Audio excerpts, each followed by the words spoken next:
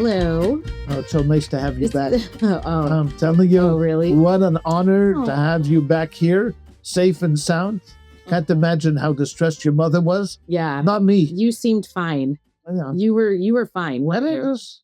You know what else? Like, okay, she's not here. Wait. She's in danger. Oh. My mother was in danger. Okay, you were. There was so much. Why don't you tell everybody what we're talking about? Okay, first of all, let's say today's a little bit different. Jay is not here. He had an emergency. Okay. So we went ahead. Let's. No, an air conditioning emergency. Okay. Sorry, not a real emergency. I didn't want to say so people are worried about his health. No. I know. An air conditioning emergency. So we went ahead and are recording this ourselves, which is an experiment. Let's see how it goes, because he's actually the one who usually has it together, and me and you roll in here. So I would say less than me. Oh, me less. Yeah, I have it pretty much put together. Wow, I would say nice. I'm on the same level as Jay. I would put That's myself. Nice. Yeah, I would not. But okay. All right. So what we're talking about is let the listeners judge. Yeah, that's true. We will. So what we're talking about is that today we're recording. Today is Tuesday, June 24th. And I was in Israel. I went to Israel on June 4th. And why were you in Israel? I was in Israel leading a Birthright trip of 40 students. And we were having a great time. I'm not going to tell the whole story because you can listen to it on my other podcast called Ask a Jew, where I detail my whole ordeal. But basically, in a nutshell, on day 8 of our Birthright trip, war broke out in Israel. Israel attacked Iran. And we all know what happened, 12 days of war. But the thing that affected me is that they closed Ben-Gurion airport and no flights in or out. And so I was stuck in Israel with my 40 students and their very anxious parents.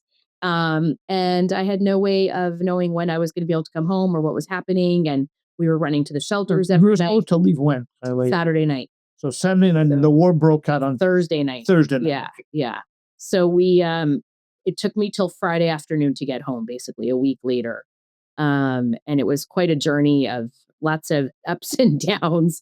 We were in Jerusalem for a few days, but it was really hard every night, like siren after siren. So Birthright moved us. People maybe don't understand what a siren. Can you explain what a siren means? Sure. So when Iran shoots off their missiles, it takes some time to get to Israel. So Israel knows that, they have like a half hour or whatever. I'm not exactly sure what time, but they send out an alert that missiles have been launched. So you get the first alert on your phone. It sounds like the Amber Alerts that we get on our cell phones. It's like that, but that loud alarm on your phone. Right. Everybody gets that.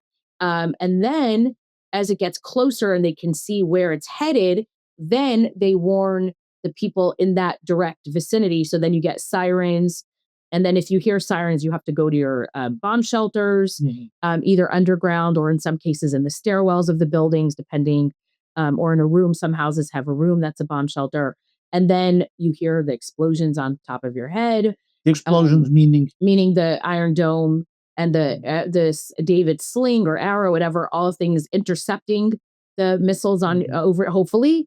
And in some cases, you hear the impacts, like in Tel Aviv, and there were several cities that had direct hits, which were apparently terrifying. But where I was in Jerusalem, we only heard interceptions above our head, which are pretty scary, I have to say. And then you get the all clear that you can go back. But you have to stay in the bomb shelter for, I think they say 10 or 15 minutes afterwards. Yeah. And then the sirens go off. The sirens go off and you wait and then you go to bed. And so the whole thing takes like a half hour generally. And it happens multiple times a night. So it's like you can't, Because the initial response from Iran was many hundreds of missiles. Yes. They were a few hundred. Few hundred missiles. Yeah, 200. So it was like across the country. So, I mean, it's a miracle. It's crazy. I mean, the miracles terrible. That 90% get shot down. Yeah. Few get through, unfortunately. Yeah. But the vast majority get shot down. Right. And these are different. Miracles. Yeah. And these are different than like the rockets that Hamas shoots that are not guided and they're not, these are real deadly. I mean, we can see the damage that they cause. Buildings, we took out buildings in Israel and, 30 people were killed. Right. So it's not a joke and people take it seriously. You have to go to your safe room. You don't go, everything was closed. Israel shut down like COVID, like nothing was open. to the point where I wanted to go to the Kotel, to the Western Wall on Friday, and you couldn't. It was closed. Closed. Yeah, closed. So you can't go anywhere where there isn't a safe room, and they don't want people gathering. So we were stuck in a hotel and, whatever. I mean, I don't know. I'll say one thing. I said it on the other podcast, but the price Israelis are paying for us to have a Jewish state is enormous. And I don't think Jews who live outside of Israel fully understand and grasp and appreciate what our brothers and sisters in Israel are living through, because this is just, I did it for 5 days and I was a wreck. I mean, an absolute wreck. And they did it for 12 days plus since October 7th. I mean, they've been in a war continuously since October 7th. So resilient. These people are very, very resilient. Yeah. They live for a cause. They live for a purpose. Yeah. Israel is a holy country, special place. And these people deserve all the credit. They do. I mean, we give the credit to the soldiers and to the Air Force. I mean, that's without saying. Yeah. But even the average person living there, it's incredible. Incredible. And many women whose husbands were called up are home alone with their kids, running to the shelters, carrying all the babies downstairs. Like, it's just very, very difficult, and everybody's exhausted. And so in a nutshell, quickly, Birthright organized 1,500. They had about 1,500 people in Israel at the time, students on Birthright and volunteers. So they organized a cruise ship to leave from the port of Ashdod to Cyprus. We took a 24-hour boat ride, basically 17 hours, but we were on the boat for 24 hours. We got to Cyprus, and then we were in Cyprus for 2 days, and then we flew from Cyprus on a chartered flight to Germany. And then in Germany, we flew home eventually. What about food? What was the food situation? Because you're kosher, yes, and many of the students may be kosher. Yes. So, what was the food? In Israel, it was great because the hotels are kosher, and the hotels were, I mean, I'm astonished at what they were able to pull off. Like, last minute, the Ramada where we were staying in Jerusalem, which had, 6 or 7 birthright groups. So, like, I'm talking about hundreds of people. Within an hour, were told, oh, we're going to be here for lunch, and pulled off an amazing buffet lunch and then dinner. And then for 4 days straight, we're feeding us breakfast, lunch, and dinner. So that was great. In Cyprus, let me tell you, and I want on the boat. Let's talk about just boats. What do you do for food on the boat? Was there food on the boat? Are you leading the witness here? So the boat was a cruise ship, okay? And it was very nice. It's an Israeli kosher cruise ship, which I did not know. I didn't know what to expect. I thought maybe I was coming on like one of those refugee boats from Africa where you have to I didn't know what I was coming to. Right. But it was a cruise ship, and it had a full regular crew and staff and restaurants and the buffets and all bars, all kosher. The whole ship is kosher. So all the restaurants are fully kosher, everything. It was incredible. I had some of the best. So why didn't you ask them to take you to America? So forget about Cyprus. I felt go all the way to America, through the Mediterranean, down Atlantic, underneath, through the. I mean, the trade-off was the room that I stayed in was not comfortable. Oh, because you didn't have a balcony. No, I did not have a balcony, and the bed was very hard. But the food situation was great, so at least we had that. Then you come to Cyprus. It felt very weird. Can I just say, because we ran away from a war. We were basically evacuated from Israel because of bombs. And then we're like partying on a boat. So it was a bit of a hard right turn, and it felt a little weird. I felt a little weird about it, but whatever. So yeah, then we got, so then in Cyprus, again, no food, right? The Chabad in Cyprus, I just can't say enough. I mean, what they were dealing with that day in Larnaca, that's the capital of Cyprus, a country I never thought I would go to. For people here who are old Shoal by the Shore members who've been part of my father's shoal for a long time. I know we have listeners who've been part of our shoal for a long time. Cyprus is the Seaport Marina Hotel of countries, as far as I can tell. Okay. Literally beautiful views and just dysfunctional, like, people who work there. And it was really interesting. Yeah. And you were there for how long? 2 days. 2 days in Cyprus. Yeah. Yeah. I mean, I know this, but I'm just like reliving. Yeah, yeah. Wow. The Chabad, I can't say enough. I mean, they opened the Chabad house. We came about 500 or 600 birthright people. Do you hear the number? 500 or 600 descended on this building. they were feeding us. They started bringing out rice and chicken and potatoes and hundreds of drinks. He had a whole staff there working in the kitchen. They were cutting up fruit. They were buying things. The rabbis came. They went and bought strips, for plugs, so that multiple plugs can go into one plug. What are those called? Yeah, so that people could do their cell phones. could charge our phones, and they had chargers because it's a different charger piece. And I mean, the thoughtfulness that they put in to how to make people feel comfortable there, I just can't say enough. And students were everyone was freaking out. But students were just sleeping everywhere, sitting everywhere. There wasn't an inch of space in the whole entire building. It's like a 4 or 5 story building that there weren't just people on the floor, in the hallways, the bathrooms. I mean, it was amazing. It was amazing. It was amazing. And they did it with such joy. The rabbis were smiling ear to ear. How did they afford this? I don't know, but is Birthright at least going to I'm sure. I spoke to the CEO of Birthright, Giddy Marks, and I'm like, I hope that Chabad is getting some major compensation here. And he said they are, but I've been putting their link and we'll put it in our notes also.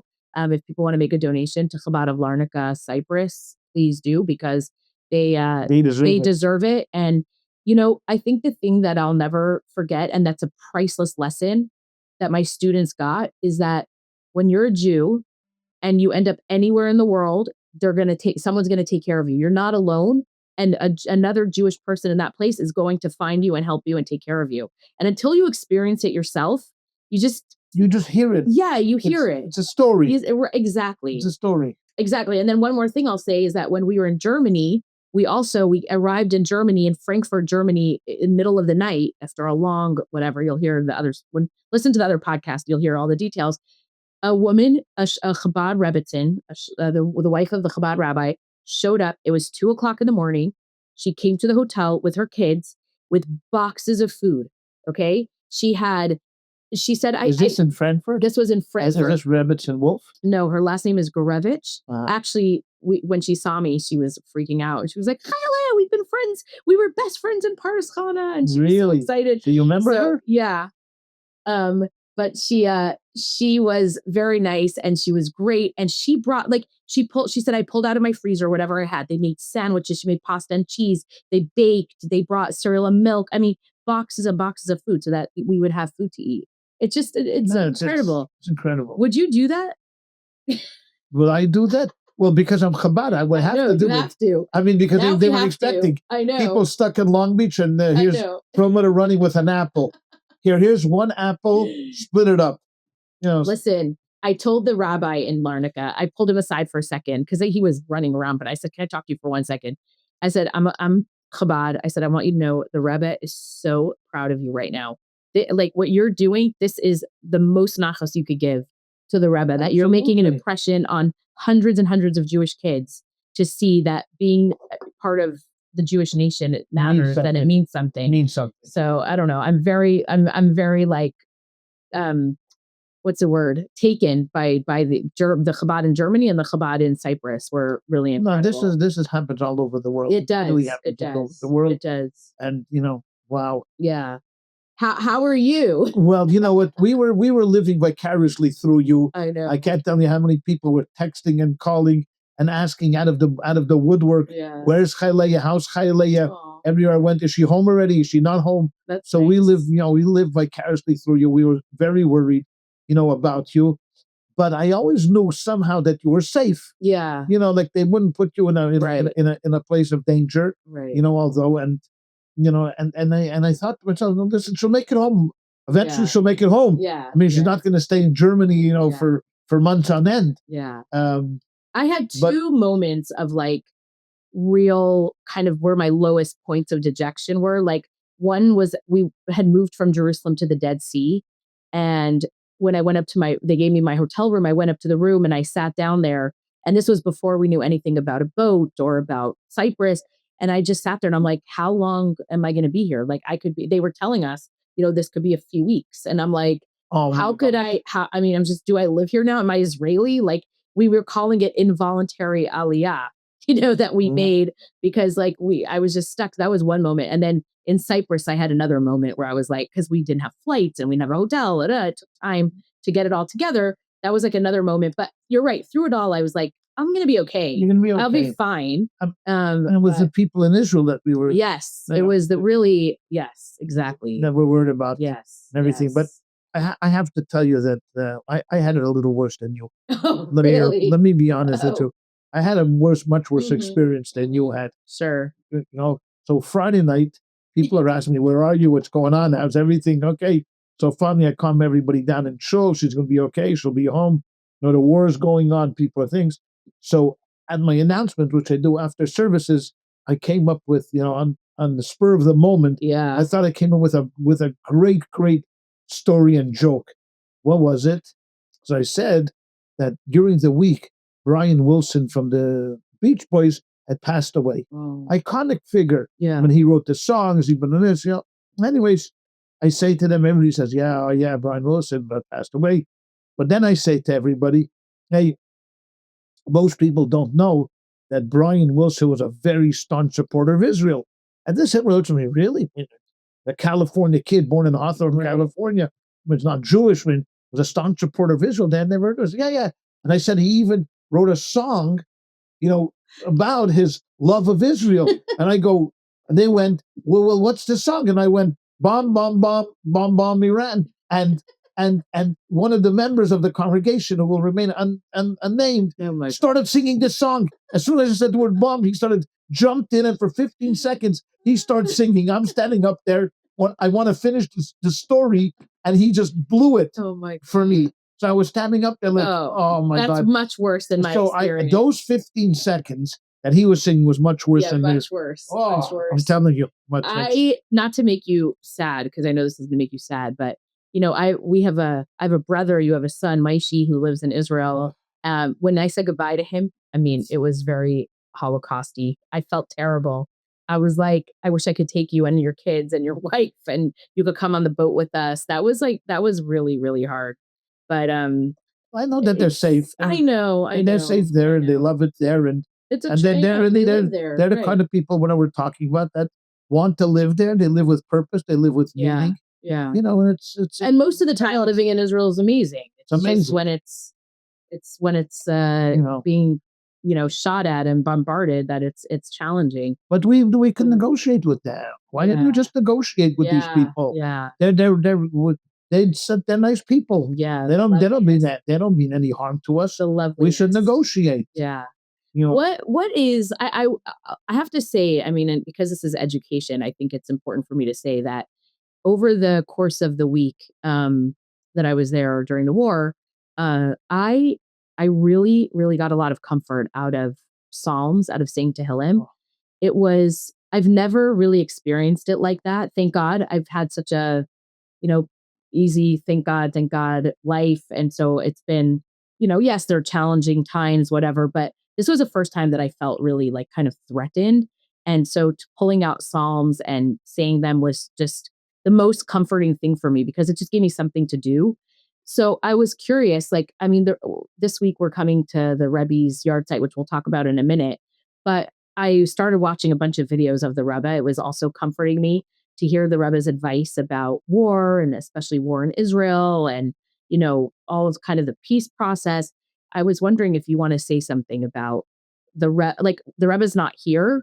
I wish he was, but what was his view on war with the Arabs and with the Persians, and what Israel's position was and how they should proceed?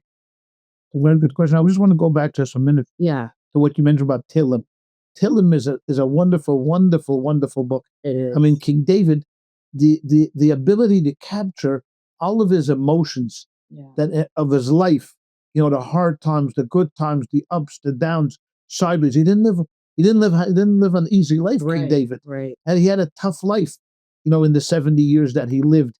And to be able to take that and to translate that into a poetic book, because most of it is almost written like poetry. Yeah. It's very hard to translate and to read it, is amazing. It's just absolutely amazing. And I just want to know. It really is. I just encourage people, like I was reading it in English and Hebrew. Yes. It's worth it just to take a few chapters, and it's life-changing in a way. I really felt like it comforted me in a big way. Right. I really did. So the Rebbe and war. The Rebbe. Yeah. So there is a lot of Rebbe spoke a lot about Israel, loved Israel, loved the people of Israel. You mean letters, hundreds of letters to people in Israel all the time. There's many Chabad settlements in Israel that the Rebbe cared about, each in detail about what was going on in each settlement, on each yeshiva. So he had a very, very strong connection to Eretz Yisrael, to the land of Israel. Very strong connection. I mean, he was very involved in the politics of Israel. Many of the leaders, when they came to America, came to visit the Rebbe, including Prime Minister Begin, came a couple of times to visit the Rebbe. But there were others, generals and the ministers and whatever. And just came. Bibi had a very close relationship. Many times he came to see the Rebbe. So the Rebbe was very, very, very much involved in the welfare. I mean, and because he was a leader of world Jewry, and that big part of world Jewry lives in Israel, so it makes perfect sense that Rebbe's concern would be there. The Rebbe was first and foremost a Torah Jew. Right. That was it. He was a Torah Jew and followed the dictates of the Torah, who believed that the greatest blessing is peace. There's nothing greater than peace. If there's no peace, there is nothing. I mean, you can have everything else in the world. You can have all of the materialistic blessings that the Torah promises you. But if there's no peace, and peace means not only national peace, but it means internal peace as well. If you don't have internal peace, and if there's no peace in your family, and there's no peace in your community, and there's no peace in your country, you don't have anything. Right. So the Rebbe was first and foremost a believer in peace. That's the best way to live. However, he was also a realist and realized that Israel is in a very, very difficult neighborhood. There are people there that want to and have exclaimed openly and ferociously that their aim is to destroy Israel. I mean, there's no doubt about it. I mean, Nasser, Abdul Gamal Nasser, in 1967 swore that he was going to finish off Hitler's job by throwing the Jews into the sea. So the Rebbe understands that we live in a very, very difficult situation. Could we sit with them and make peace with them? The Rebbe would have said, sure, of course, if you could. But the Rebbe came from a position of strength, that they will never, ever respect you unless you show strength there. Weakness is not an option in the Middle East. It's not an option. Right. So the Rebbe was one, after the 60 War, who was of the strong of opinion of not an inch. We don't return an inch of land to them. Not because we're colonists, and not because we want to throw them out of their land, but because it is in our best interest, and we have to think of our best interest first and foremost.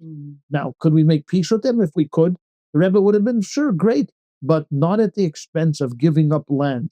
Land is security, and the number one thing that we need, and the government's situation and responsibility, is to keep its citizens secure and safe. Yeah. So you do everything you can to accomplish that. That means don't give back. He was against the Camp David Accords, where Begin gave back land, to the Sinai Desert, to Egypt. He was against giving back any set of land, not the Golan, not the West Bank, nothing, not an inch, not 1 inch. This did not come from a position of hatred. Right. The Rebbe did not hate the Arabs. Right. He never cursed the Arabs. He never spoke, disparagingly against the Arabs. Right. But the Rebbe was always in a position, again, a Torah position, where the Torah says that on Shabbos, when an army comes, even if it's coming for peaceful purposes, and it comes to a border town, even if it comes because it just wants to take some wheat or whatever it is, you have to pick up arms and protect those people around the border. Because once they crash the border, so on Shabbos, as much as it's a prohibition to pick up arms, again, even if they come on even if they come on matters concerning little things, they're not going to, you have to pick up arms and protect your brothers and sisters. That was the Rebbe's position all along. I mean, you can make peace, you try to make peace with them, that is fine, but not to the expense of our security.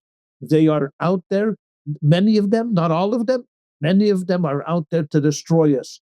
And the Rebbe was a realist, in this. So the Rebbe said we have to stay strong, we have to be strong, we have to be vigilant, and we have to make it crystal clear that we're just not going to we're not going to equivocate. Right. We're just not going to do that. We are a people. We're here. We're living here. We're not going anywhere. And if you like to live with us in peace, here it is. This is the price you're going to pay for peace. And that was the Rebbe's position. Consistently, Right. he did not waver. Yeah. He did not waver. He didn't say. He said, if you show strength, they will respect you. Ultimately, they will come to respect you. They'll know that what you say is what you mean. But every time you throw different signals out there, like, oh, we're going to give you this, and we're going to give you that, and we'll let you do that, and we'll do this, then they know, okay, Right. they don't know what to negotiate, then what you are going to negotiate, and therefore they're not interested, and they'll just pick at your weakness and destroy you. Yeah. Do you get during the last couple of weeks, Bibi Netanyahu, the Prime Minister of Israel, went to the Western Wall a couple of times and did some prayers and put some notes in the wall. How do you feel about that? Does that make you feel good, or do you feel like it's a photo op, or do you feel? I feel What do you great feel? about it. You I like feel it. absolutely For you, it's great about it. comforting. For me, it's absolutely great because I believe the miracle we have seen open miracles during this war. Yeah. Literally open miracles during this war that Israel has been able to do what it has done. And I believe that Shomer Yisrael, Hine Leyanav Leyishan, God does not slumber nor he does sleep, keeps his eyes open to protect this very special place that we call Israel. And the moment that we start to believe in ourselves, it's great. It's amazing. This IDF is top notch. The Air Force, there's nothing to talk about. No. I even mentioned that one of the weeks, I think last week, that when we make Kiddush, we always say a l'chaim and a toast. I said this week, ladies and gentlemen, they're going to toast the Air Force because what the Air Force did was just absolutely incredible. And I said to them, I want to be honest with you that when I was a younger man, I applied to join the Air Force, but when they saw the urine running down my leg, they asked me to please leave. So from fear. No, just know. They're incredible. So they're incredible, but we always have to remember that gratitude and to say thank you to Hashem for the miracles that He's shown to us and the people in Israel. And the moment we forget about that gratitude and thanking the Almighty, then we run into trouble. We start to believe in ourselves. We start to believe in the hubris that we're great, we're strong. Mossad will be able to fix everything. And we see twice already in its history where this has bitten us badly. Once during the Yom Kippur War, where we were so sure, of our might. After the 67, we came back to bite us during the Yom Kippur War, and October the 7th when we let our guard down. So that's the moment when we start to think to ourselves that, you know what, we have everything under control. No, only Hashem has everything under control, and we should always remember this and do what we need to do. Now, again, the Rebbe was always about doing more mitzvahs for Israel. I mean, whether you put on tefillin or light a Shabbos candles, or make your house kosher, or going to the mikveh, or sending your children to a Jewish day school, or learning more Torah, buying Jewish books, whatever you can do, a mitzvah to bring more spirituality and more light. It helps our brothers and sisters, in Israel. The Rebbe always encouraged that because, again, first and foremost, he was a believer in that there's no bifurcation between spirituality and physicality. Right. That the spiritual world has a tremendous effect on the physical world, and the more that we are in tune with our spiritual side, we'll be better off.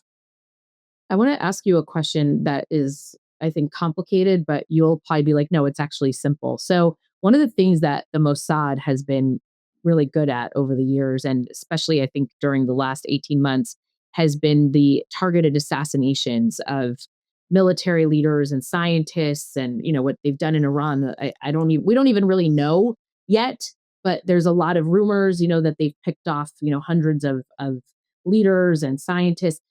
Soldiers. What is the Jewish view on that? Is that meaning in some religions, you really can only fight back in a self-defense mode, right? And some people say, but Israel's not doing self-defense. Israel's actually offense. I'll answer this question Yeah. very simply. Tell me what it says. I go back to 1935. Yeah. I'm in Germany, and I'm in Munich, and I see that the Nazi leadership is meeting at a hotel. Yeah. And I have an opportunity to put a bomb in that hotel. In 1935, Hitler hadn't killed, or let's say 1934, Hitler hadn't killed anybody. Maybe, I don't know, you have to figure out when Dachau was started, but early on, okay, before the Holocaust started. And I have an opportunity to put a bomb in the hotel to kill Hitler and Göring, Goebbels, Himmler, Bormann, Rosenberg, all the top Nazis, including 300 innocent people in the hotel, their families, let's just say. I'm not doing it. I'm not doing it. I'm not doing it. If I know then what I know now, what I know then, I'm not doing it. I mean, think of what these people who that Israel took out are, I would consider them a rodef. A rodef in the Torah is someone that is chasing you with the intent to kill you. Okay? They have all intent to kill you. I mean, make no mistake about it. So the moment that you can take them out, you take them out. Absolutely. Absolutely. There's no question. There's no question. So we don't only have to fight defensive wars. We have to fight to protect ourselves, even if it means that we started and it's offensive. Of course. Yeah. Okay. I mean, I'm comfortable with that. People often bring that up and ask how it's possible according to Jewish law. Only people that sit quietly and believe that the world is a nice place and that everything is going to be Pollyannas.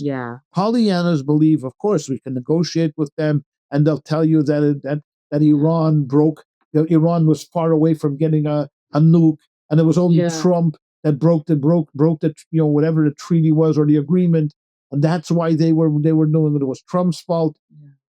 These people have a history. Well, there's something new. Was Trump the only? We had Obama. We know what these people are. They are a brutal regime. A brutal regime. Now think about this for a second. There's a concept of a kal v'chomer. There's a concept of an proof. And if A is more than B and B is more than C, you know that A is automatically more than C. Okay? They brutalize their own people. It means their own cousins, their brothers, their families, their daughters, the women. They brutalize them. They put them in prison. They torture them. This is a brutal, murderous regime. So you're telling me if they didn't have the opportunity to do this to the Jews, how much more so would they do to us than they did to their own families? These are bloodthirsty. Not all. And this is not all the Iranian people. But the vast majority of Iranian people are good people. We had a very good relationship with them until 1979. But there was a small cadre of bloodthirsty butchers that are running the country right now with a sign. They had a clock. That meant this is the day that Israel is going to be destroyed. Now, you're negotiating with them. I mean, if you're a Jew and you could tell me, look at me in the eyes and say to me that you believe that something good will come out of negotiating with these people while a clock is ticking in Tehran about the destruction of Israel, tell me, thank God you're not the prime minister. That's what I would say. You should be the prime minister of Tehran. I'd like to put you in Tehran, and you should negotiate for Tehran. No, you're right. I mean, it's absurd. We live in absurd. No nation would take this. No nation would take this. They called openly for the destruction of Israel.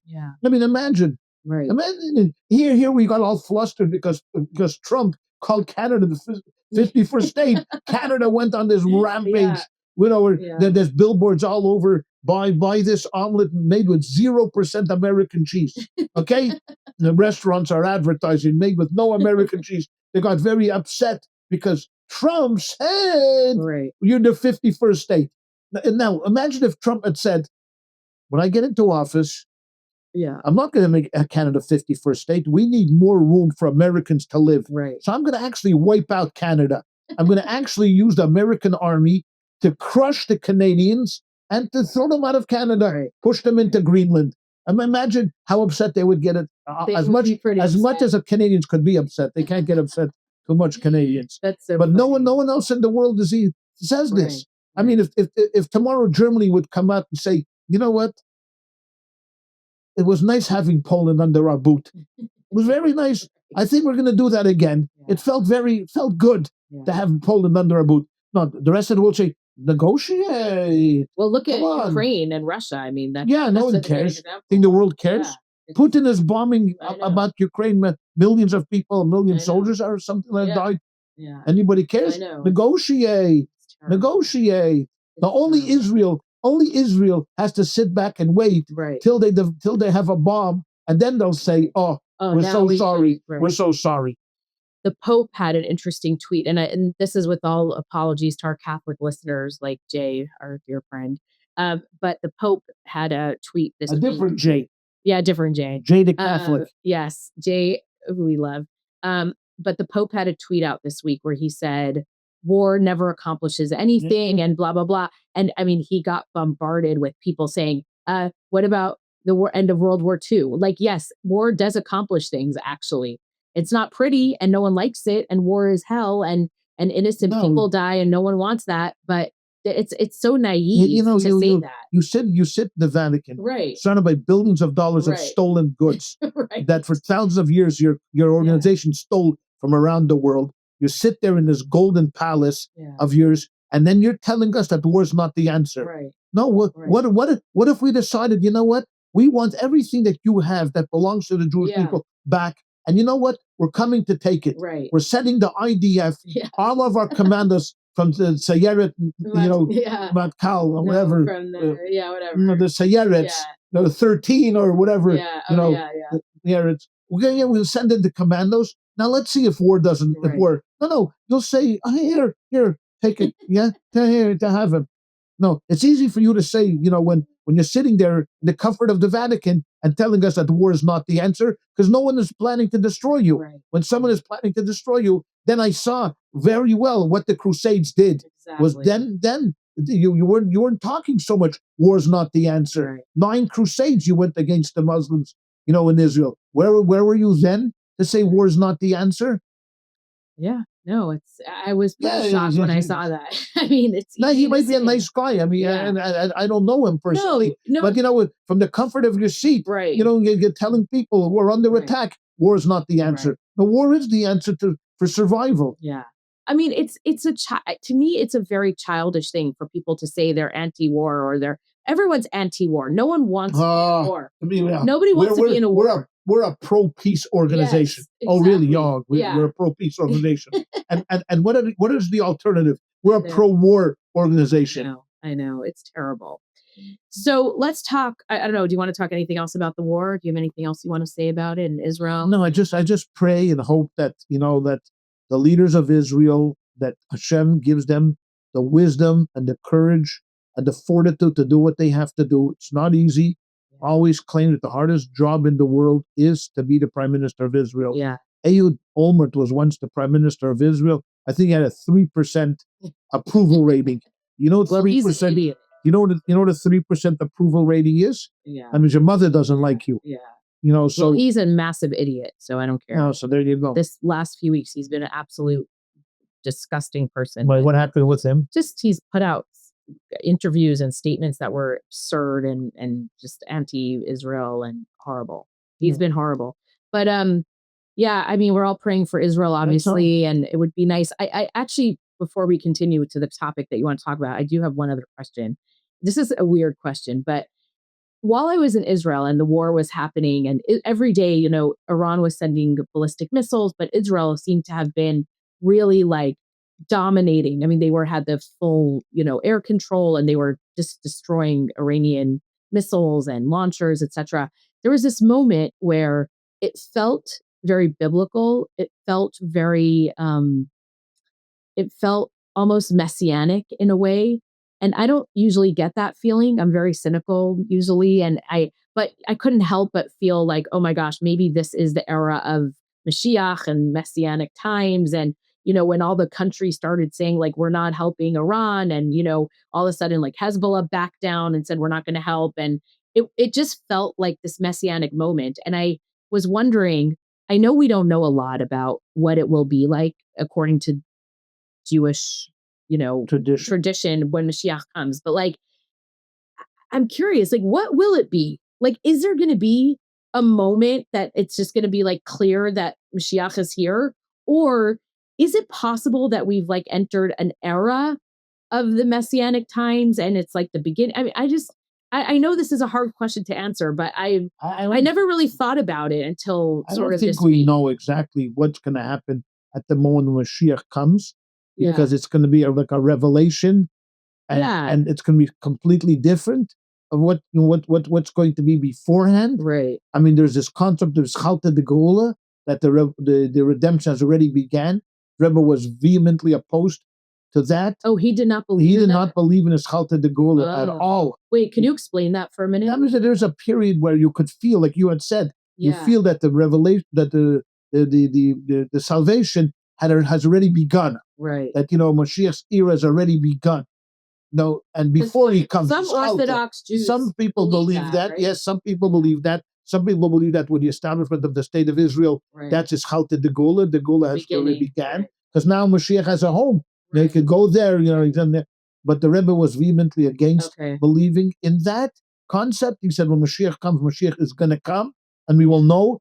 And we're still in dark Gullus. Right. It's very, very dark here. It's still exile. It's still rough. Right. I mean, it's still 4 people were killed yesterday. Yes, exactly. So it's still very rough. And not only this, the war, but the Jewish situation around the world is still rough. Anti-Semitism is up. Right. Around the world. Right. The Jewish people themselves are divided around the world. I mean, there's a lot of different things that are going on. So the Golos, the diaspora, is still very much in effect. Right. Now, when Mashiach comes, there'll be this revelation. How, what, when, and where, I wish I could tell you. Right. I wish I could tell you. But the Rebbe said that it'll be printed in the newspaper. The papers will print that Mashiach is here, and it's time to live a different life, like with Mashiach. What's going to happen is, again, is debatable, because there are many commentators and rabbis that debate what exactly is going to happen when Mashiach comes. Will there be a complete change of consciousness? Will there be only peace in the world? What's going to happen to Israel? There's a lot of moving parts that will have to be answered when Mashiach comes. But the main thing is, in biblical times, they talk about this great war of Gog and Magog. The apocalypse. Armageddon. The Armageddon. What's going to happen? So I think that already has happened. I believe with World War II and everything. I think all those wars have happened, and we're just waiting for Mashiach to come, and we can push that concept. We can push that thing by doing more mitzvahs. The Rebbe always said, then asking Ad Masai, when is Mashiach going to come, and demanding that Hashem sends Mashiach already. Believe me, it's already long past due. Yes. Past due. Yes. 2,000 years we've been waiting. You've been waiting, but you know what? We haven't given up hope, and we still believe very much that he's just around the corner, and he's going to come soon.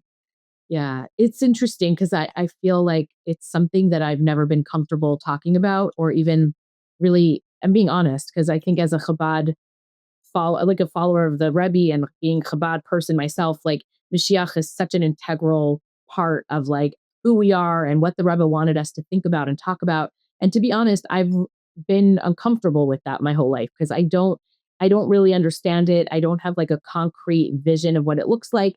And just blind faith in something is hard. But I do have to say that so before we end, I just want to give a little plug for something, if you don't mind. Go for it. Okay? Because we talked about the Rebbe, we talked about Israel. I want to switch the subject just for a second. Okay. Okay? We're right now at a time in the year, June, when school is out, and summer is coming.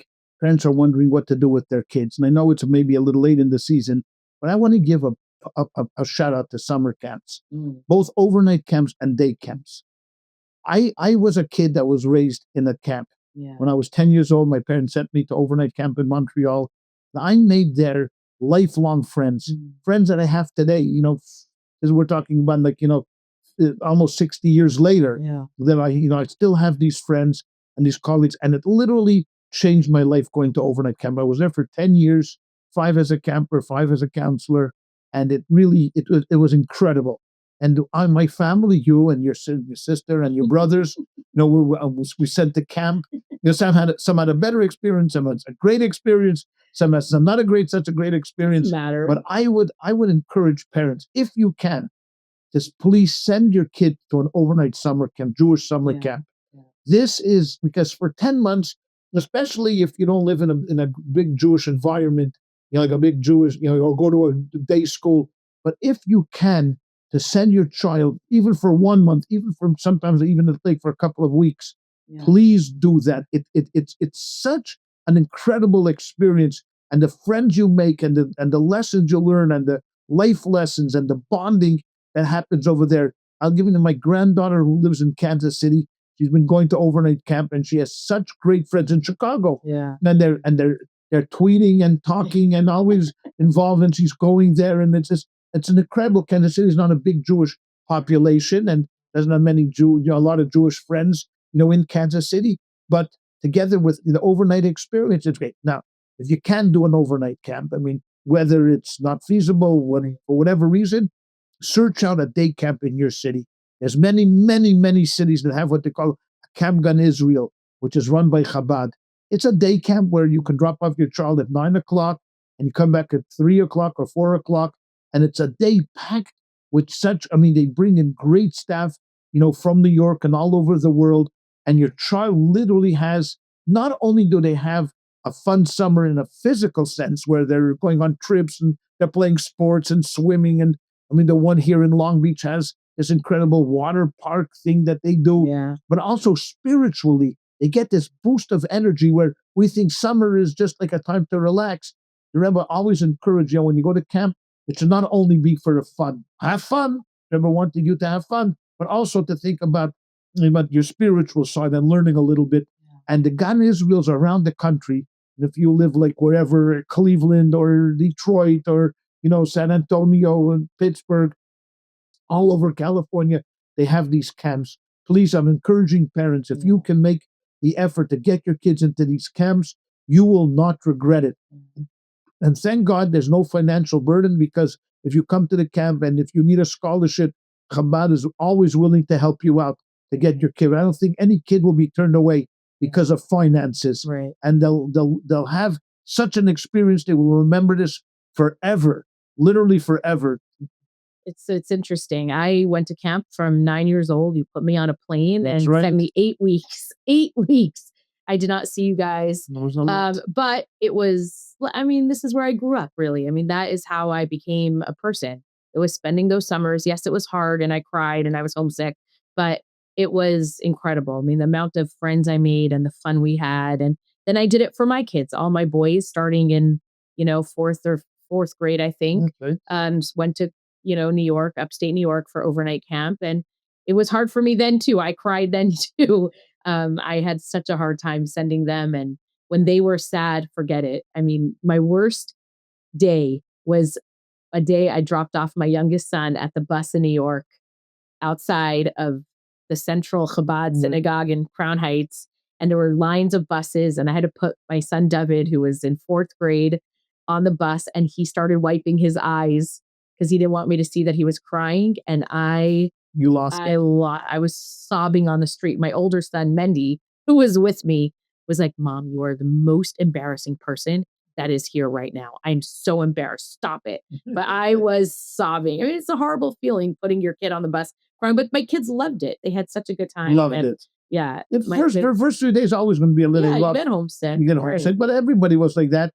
By the time, hello, mother, hello, father, hey, it's sunny, forget about it. Exactly. We're in good Those shape. Rainy days in camp were the hardest. Those are the days that you're the most homesick. But it's, I agree. And call, if you want, you can email us and we can help you find a camp. Absolutely. If you don't know where one is. Yes. And I'll say on the other hand, on the other side of it, if you're a donor or a Jewish community professional, we should really be thinking about how to make sure that every Jewish family can afford for their kids to go to summer camp, to Jewish summer camp, and we should make it affordable for everyone. It should be a collective effort, exactly, for the whole Jewish community. That was a nice plug. That was it. A Jewish summer camp. There you go. Is there anything else you want to plug today? No, today that's it for today. You're done for today. You have no other thoughts? No. Did you miss me when I was away for 2.5 weeks? What was it like? Do I have to be honest? Of course, I missed you. Okay, fine. Of course, Okay, I missed you. We missed you. We were worried. I was only supposed to be away for 10 days, and it was know. extended by a week. So it was a lot. It was tough. It was tough. It was tough. Not being able to get a hold of you was crazy. Yeah, but thank God. I had this is not a tragedy, and this is not a. There are people who have much worse stories, and right. This has a good ending. Yes, it's had a very good ending. And when I landed at LAX, I took a deep breath and said, "Goodbye, students. Now you're your parents' problems, and I'm free of this responsibility." And it was the best feeling in the world. Home. Yeah, exactly. So anyway, wishing the best news this week in Israel and for Jews around the world and for humanity, really, for everyone around the world. Thank you for listening, everyone. Have a wonderful day. Bye.